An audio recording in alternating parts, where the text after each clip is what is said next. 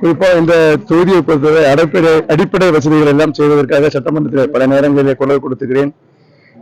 இந்த சட்டமன்றத்துக்கு உட்பட்ட அனைத்து கால்வாய்களும் பலமுறை சட்டமன்றத்தில் சம்பந்தமாக பேசியும் ஜூன் 1ஆம் தேதி பேச்சுப்பாறை அணை திறக்கும் என்றால் 2ஆம் தேதி பேச்சுப்பாறை அடைக்கப்படும். இதை பொதுப்பணித்துறை அமைச்சர் மாண்பு முதலமைச்சர் கவனத்துக்கு கொண்டு செல்கிறோம்.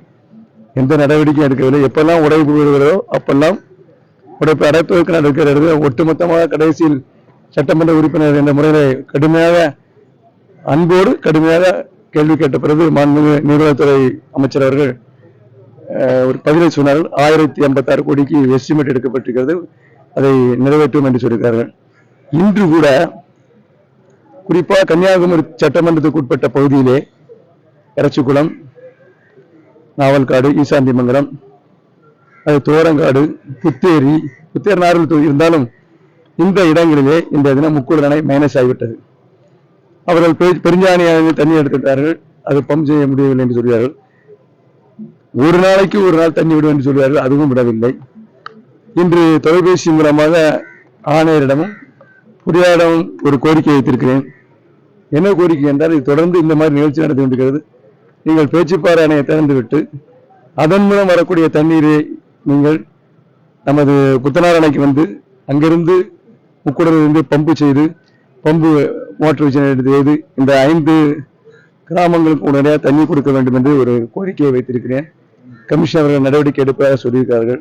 ஆக இந்த அரசு பலமுறை குடிநீர் பிரச்சனையை பற்றி தான் நான் நாடாளுமன்ற உறுப்பினராக இருக்கும் பொழுது சரி, சட்டமன்ற உறுப்பினர் பொழுது எந்தெந்த ஊரில் எனக்கு என்னுடைய தொலைபேசி மூலமாகவோ அல்லது என்னுடைய தொடர்பு கொண்டால் அந்த ஊரை நேரடியாக சென்று குடிநீர் பிரச்சனையை பல ஊர்களில் தீர்த்திருக்கேன். சில அதுக்காண்டி எல்லாமே தீர்த்த நான் சொல்ல முடியாது.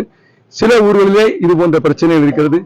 இதற்கும் வருங்காலத்திலே மாண்புமிகு இதே புரட்சித் தலைவர் அம்மாவுடைய ஆட்சி வந்தவுடனே கன்னியாகுமரி தொகுதியில் இருக்கக்கூடிய அத்தனை பகுதிகளிலும் அத்தனை குக்கிராமங்களிலும் தண்ணீர் கண்டிப்பாக கோடை காலத்தில் கிடைப்பதற்கான வசதிகள் செய்யப்படும் என்பதை இந்த நேரத்தை தெரிவித்துக் கொள்கிறேன்.